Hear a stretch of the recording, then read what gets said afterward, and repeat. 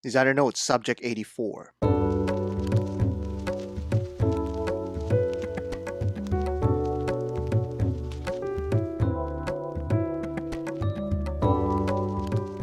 The new Seamasters are here. After 2 months of waiting, they finally drop, and it's a good mix of the expected and pleasant surprises. Omega brought some great options here with a focus on the vintage/heritage lovers out there. Full disclosure, I'm one of them. Like, comment, and subscribe for content you'd like to see next. Follow us at Instagram at DesignAtelier for behind the scenes content. Email us at designatelierviewer@gmail.com.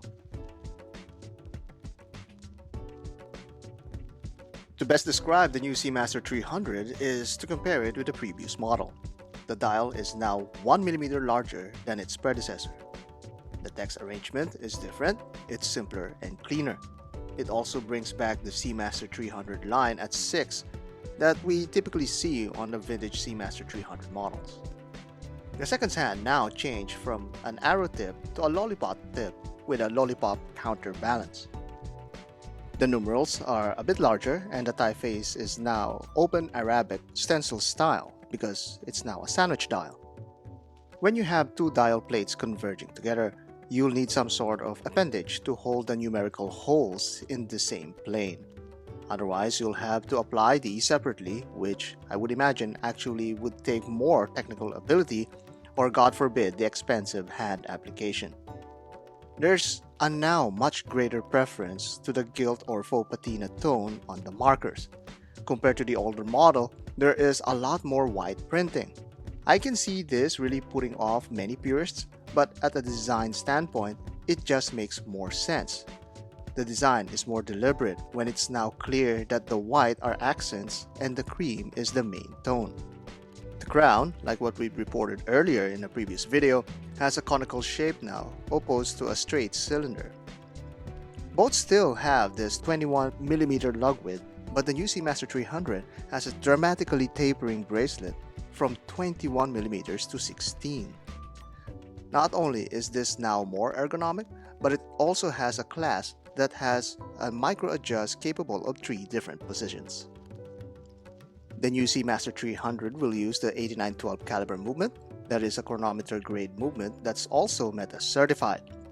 Aside from the META certification, the movement is also very similar to the 8200 caliber that the previous Seamaster 300 was equipped with.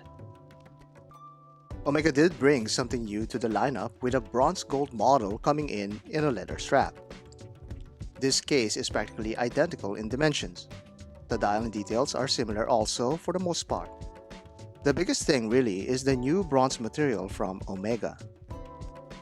Omega used a special blend of 37.5% gold and bronze. This will help with the anti-corrosiveness nature of the material and gives comfort in direct contact with your skin. This is also laced with palladium and silver, giving it a tone that retains its natural patina longer. This tone of gold sits between Omega's Moonshine and Senna Gold. The dial is a little different, with Omega going for a brown tropic dial that matches nicely with the bezel insert. The seconds hand here is a little different, still utilizing the arrow-tipped shape. Omega seems to be reminding us that this version wants to sit a little closer with its granddaddies more than the other models. This model comes with a brown calf leather strap, further emphasizing the vintage aesthetics that seems all the rage at the moment. The crystal is a box sapphire display that is a darling for enthusiasts that wants the best of both worlds. With a hard crystal, it would be a sin not to include a ceramic bezel insert, which these Seamaster 300s do have as a default bezel. Omega delivers on the bronze model with an unmistakable appeal and plead to the vintage collecting crowd. But they did not leave the current gen fans in the dark by actually releasing a dark timepiece, the Seamaster 300M Black Black. Yes, you heard that right, Black Black, because when a single black is not enough, you have to go black on black. Omega is always eager to bring the latest technology and show all of it off into just one timepiece. Omega is no stranger to ceramic materials on their watches, but on this one, almost everything is made of ceramic, including the crown and helium escape valve. The bezel is also new with the laser ablated anti-fingerprint texture that we have been seeing in the Nekton model, but in a black ceramic treatment. Laser ablation is used on the bezel, dial, and remarkably also on the caseback ring. This process is used to create this circular finish on the caseback. This certainly looks like a machine finish on images, but in person, this needs to be really observed to tell the difference. The diameter is 43.5 millimeters on a 21 millimeter lug width, similar to other Diver 300Ms. This watch uses the 8806 movement, which has a 55-hour power reserve, 25,000 bph frequency, and lacks a date complication. This is also Meta certified on top of the Chronometer certification. Many will of course wonder if the watch is even readable. According to Fratello, who has the first hands-on reviews of the watch, the dial is surprisingly very legible. This is mainly because of the matte finish dial that's accented with the black PBD details. This is the same technique of reversing the texture that was previously seen on the Nekton. Typically, the Seamaster 300M dials are shiny surfaces that were interrupted by matte finished waves. Further aiding to the visibility is the anthracite lume that is visible in natural light but also glows a blue hue in the dark. The new 300M Black will retail at $8,650 and will be in stores in July 2021. The new Seamaster 300 models will be priced at $6,100 on the strap and $6,500 on the bracelet.